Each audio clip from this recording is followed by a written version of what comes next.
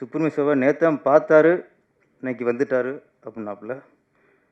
என்னைய பார்க்கவும் இல்லை, என்கிட்ட ஃபோனில் பேசவும் இல்லை. நான் ஏன் வந்துன்னு தெரியல. இவர் பேச்சில் பேரரசு, செயலில் திருப்பாச்சி. நடிகர், இயக்குனர் பேரரசு அவர்களை பேச அழைக்கிறோம்.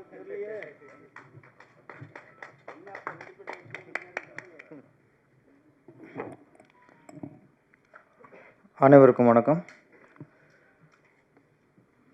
படத்தின் கதாநாயகி அக்ஷயா. இங்கே இருக்கவங்க யாருன்னே தெரியலன்ட்டாங்க. யார் பேருமே தெரியலன்ட்டாங்க. என் பேர் பேரரசு. ஆமாம், இல்லை இந்த ஆடியன்ஸுக்கு யார் சீஃப் கெஸ்ட்டாக வந்தோம்னா சொன்னீங்க, வெளியே சொல்லணும்ல. என் பேர் பேரரசு. ஆமாம் ஆமாம், ரொம்ப நேரம் பேசிட்டு போனார்ல ஒருத்தர், அவர் ஆர் உதயகுமார். இன்னைக்கு கம்மியாக பேசியிருக்காரு. நீங்கள் அதிர்ஷ்டசாலி. அவர் ஆர் உதயகுமார் சார். இவர் சுப்பிரமணிய சிவா, மிகப்பெரிய இயக்குனர், தனுஷுக்கு பெரிய ஹிட்டை கொடுத்தவர். பேர் தெரிஞ்சுக்கிறக்கா சொல்கிறேன். அப்புறம் உதயகுமார் சார் சொன்னார், நேற்று எனக்கு முருகன் ஃபோனில் பேசினார், இன்றைக்கி நான் வந்துட்டேன் அப்படின்ட்டு. சுப்பிரமணிய சிவா நேத்தான் பார்த்தாரு, இன்னைக்கு வந்துட்டார் அப்படின்னாப்புல. என்னைய பார்க்கவும் இல்லை, என்கிட்ட ஃபோனில் பேசவும் இல்லை. நான் ஏன் வந்துன்னு தெரியல. அதுக்காக கூப்பிடாம வருதா? அதுக்கு மரியாதை வேணாமா? இல்லை தலைவரை கூப்பிட்டாரு நீங்கள். ஆமாம், உதயகுமார் சார், அப்பா நல்ல படமாக இருக்கும் போல இருக்குது, நீ வந்துரு அப்படின்ட்டாரு. அதனால் நம்ம அழைக்காமலே நிறைய படத்துக்கு வந்துடுவோம், அது நம்ம கடமை. இந்த படத்தின் தயாரிப்பாளர், இயக்குனர் முருகன். முருகன் அப்படின்னாலே யாம் இருக்க பயமேன், அது வாசம் வந்துடும், இப்போ ஞாபகத்துக்கு வரும். பயமறியான், முருகன் வந்து பயமறியான். ஆனால் இயக்கிய படம் வந்து பகலறியான். பகலறியான் எல்லாம் தெரியும், மீனிங் தெரியும். பகலே பார்க்காதவங்க தான். இப்போ உள்ள காலகட்டத்தில் நிறைய பேர், இப்போ உள்ள பசங்கள்லாம் உதயசூரியனையும் பார்க்குறதில்ல, உதயத்தையும் பார்க்குறதில்ல. எந்திரிக்கிறதே 9 மணி 10 மணி. ஒரு இந்த உச்சி வெயிலில் தான் பார்க்குறாங்க நிறைய பேர். அது பகலறியான்.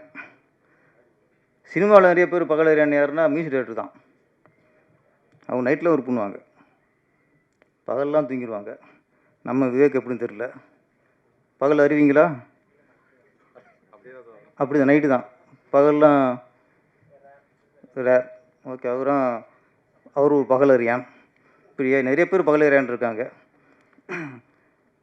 இந்த படத்தின் கதையை தெரிஞ்சு போச்சு, ஒரே இரவில் நடக்கிற கதை அப்படிங்கிறனால ஓகே, அவரும் படத்தின் கதாநாயகனும் பகல் அறியான்.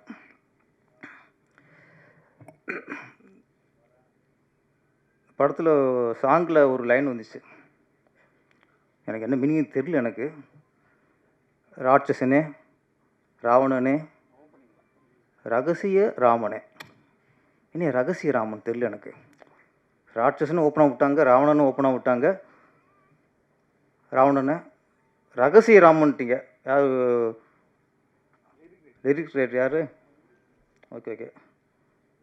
ஆமாம், அப்புறம் வந்து மீனிங் சொல்லுங்கள். நீங்கள் பேசல நீங்கள். சரிங்க, வாங்க. நீங்கள் ராமனை ரகசியம் ஆக்கிட்ட, ரகசிய சிநேகனை கிட்ட போட்டிருக்காங்க, ரகசிய ராமனை. இங்கே வாங்க. ராமனால எல்லாருக்கும் கொஞ்சம் குளிர் விட்டு போச்சு. அது மீனிங் சொல்லிடுங்க.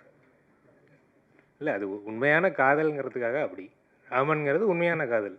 அப்போ ராவணன்னா பொய்யான? ராவணன்லாம் அது ஆப்போசிட் கேரக்டர் தானே. ராமன் தான் உண்மையான காதல். அப்போ ரகசியமாக லவ் பண்ணுறவங்க தான் உண்மையான லவ்வர். அது படத்தோட வரும், படத்தை பார்க்கும்போது புரிஞ்சிடும். சரி, ஓகே. அப்போ எல்லாமே ரகசியமாக லவ் பண்ணுங்க, அப்போ அது உண்மையான காதலாக இருக்கும். வெளிப்படையாக லவ் பண்ணிடாதீங்க. கவிஞர் குசுமானால தான் நோக்கம் வேறு, இங்கே விளக்கம் வேறு. அது சுத்தமாக இருக்கா சொன்னேன். துவைச்ச துணியை துவைக்கலாமான்னா டெய்லி துவைச்சு கந்தையானாலும் கசக்கி கட்டுங்கிறத நான் அப்படி சொன்னேன். அது வந்து அரைச்சமாக அரைச்சா தான் புளிக்கும், நல்லா பொங்கி வரும் இட்லி. ஆமாம், அப்படியே வச்சிங்கன்னா இப்போ இட்லி பொங்காது. அரைச்சிட்டே இருக்கணும். ஆமாம், அதெல்லாம் இந்த ஒவ்வொன்றும் ஆரம்பிப்பாங்க. ஏற்கனவே நம்ம ஒன்று சொன்ன உடனே சிலர் பேரரசின் ஆபாச பாடல் அப்படின்னு லிஸ்ட்டு போடுறாங்க இப்போ.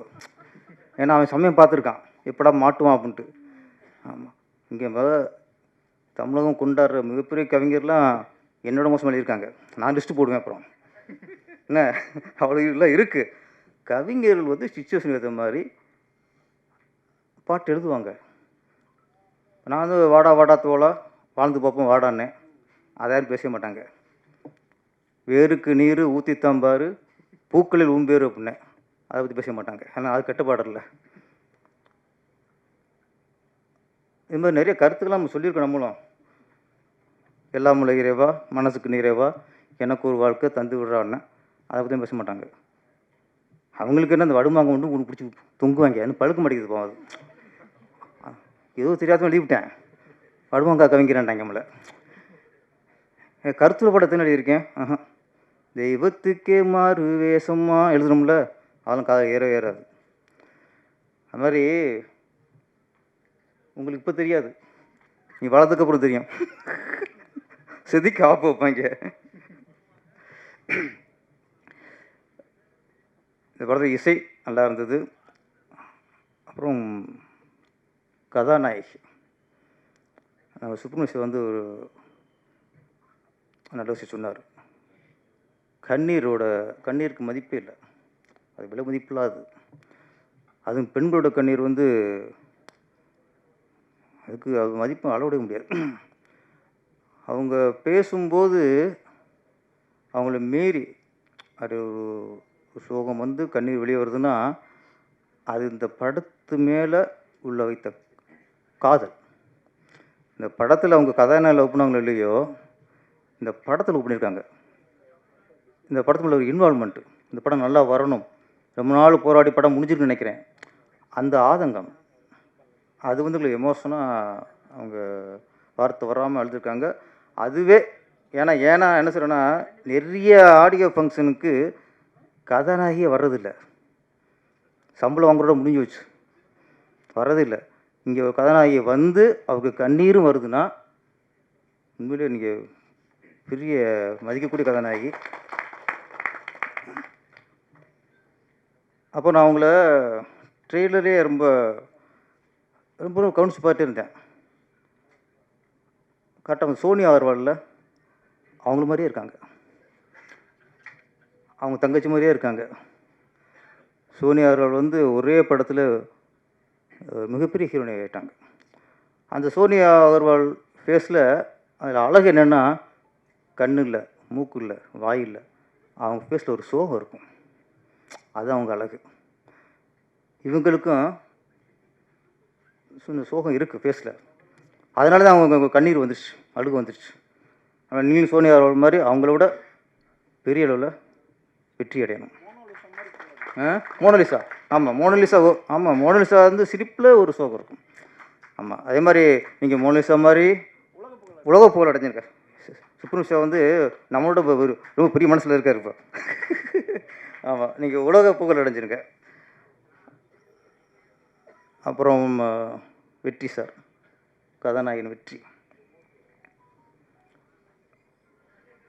இவர் வந்து சினிமாவிலேயே போராடிட்டு இருப்பாங்க ரொம்ப வருஷமாக. இப்போ கவின் நடிகர் ரொம்ப வருஷம் அதிலே இருந்து இன்றைக்கி மிகப்பெரிய வெற்றி அடைஞ்சிட்டாரு. அதே மாதிரி வெற்றி இப்போ வந்து இதுக்குள்ளே இருக்கார். அவர் என்ன ஸ்பெஷல்னால், அவர் தேர்ந்தெடுக்கிற கதைகள் நான் தொடர்ந்து பார்க்குறேன். 8 தோட்டாக்கள், பம்மல், ஜிவி, இந்த படம் ஒரு ட்ரெய்லர்லேயே ஒரு வித்தியாசமான கதைன்னு தெரிஞ்சு போச்சு. வித்தியாசமான கதைகளை தேர்ந்தெடுத்துட்டு நடிச்சிருக்காரு. கண்டிப்பாக உங்களுக்கு ஒரு நாள் மிகப்பெரிய வெற்றி அடைஞ்சிருங்க சார். அப்புறம் இதில் இன்னொரு விசேஷம்னா சந்தோஷமாக இருக்குது அப்படின்னா, ஸ்டோரி கிஷோர்குமார் அது இருக்காரா? ஓகே, கதை வந்து கிஷோர்குமார், இயக்குனர் முருகன். இதுதான் ஆரோக்கியமான விஷயம் சினிமாவில். ஏன்னா இன்றைக்கி மலையாளத்தில் வந்து நிறைய டிஃப்ரெண்ட் கதை வருது. சின்ன சின்ன கதை படங்களை வந்து மிகப்பெரிய வெற்றி அடையுதுன்னா, அங்கே கதாசிரியர் வேறு இருப்பார், இயக்குனர் வேறு ஒருத்தர் இருப்பார். நம்ம தெலுங்குல இந்த மாதிரி நிறைய டிஃப்ரெண்ட் கதையெல்லாம் வருது. தமிழ்நாட்டில் தான் எதுக்கு ஒரே மாதிரி இந்த மாதிரி கதை வந்துக்கிட்டு இருக்குன்னா, டைரக்டர் தான் கதை, திரைக்கதை, வசனம், பாடல்கள் இப்படி ஒரு டோட்டலாக மொத்த குத்தகைக்கு எடுத்துறாங்க. நான் உட்பட சொல்கிறேன், நான் உட்பட. அப்போது ஒரு இன்றைக்கி வந்து தமிழ்நாட்டு ப்ரொடியூசர் வந்து என்ன நினைக்கிறான்னா, டைரக்டர் வந்து அவங்க கதை சொன்னா தான் அவனை டைரக்டர் ஏற்றுக்கிறாங்க. இன்னொரு கதையை சொல்லி இந்த கதையை எடுக்க போகிறேன் அப்படின்னா, உன்னால் கதையை பண்ண முடியலையே, நீ என்ன டைரக்டரு அப்படின்னு அவங்களுக்கு நம்பிக்கை இல்லாத வந்துடுது. மலையாளத்தில் அப்படி இல்லை. பாசில் அசிஸ்டண்ட்டு சார் இவரோட கதை எடுக்க போகிறேன் அப்படின்னா நம்பிட்டு போயிடுவாங்க. நான் ஜோஷியோட அசிஸ்டண்ட்டு சார் ஒரு கதை இந்த கதையை எடுக்க போகிறேன் அப்படின்னா நம்பி படத்தை கொடுத்துருவாங்க. சித்திக் அசிஸ்டண்ட்டு நான் இன்னாரோட கதை எடுக்க போகிறேன் அப்படின்னா நம்பி கொடுத்துருவாங்க. இங்கே அப்படி இல்லை. இங்கே ஒரு புது இயக்குனர் வந்து அவர் கதையை சொன்னா தான் அவன் மேலே பிடிச்சிருக்கு நம்பிக்கை வருது. அது ரொம்ப காலமாக இங்கே தமிழ் திரையுலகில் அது ஒரு இது இருக்குது. அதனால தான் நிறைய புதுசு புதுசாக இங்கே படங்கள் வர மாட்டேங்குது. அப்போ ஒரு நல்ல கதை, ஒரு அனுபவமுள்ள இயக்குனரை ஒரு தயாரிப்பு நம்பி கொடுக்கும்போது தான் இங்கேயும் மலையாளம் மாதிரி புது புது படைப்புகளாம் வரும். இந்த படம் கதை ஒருத்தர், இயக்குனர் ஒருத்தர், இன்னொன்று இயக்குனரே ப்ரொடியூசர் ஆகிறாருன்னா அந்த கதை மேலே ஒரு நம்பிக்கை இருக்கும். அது ஒன்றும் இருக்குல்ல. ஆசைக்காக அந்த படம் பண்ணியிருக்கவே முடியாது. ஒரு கதை மேலே நம்பிக்கை, இன்னொன்று இயக்குனர் அவரை நிரூபிக்கணும். அவர் நடிச்சிருக்காரு, வெற்றிங்கிற ஒரு நல்ல ஹீரோ நடிச்சிருக்காரு. இது எல்லாம் பார்க்கும்போது கண்டிப்பாக அந்த படம் ஒரு வித்தியாசமான படமாக இருக்கும். வெற்றி படம் அமையும். நன்றி, வணக்கம்.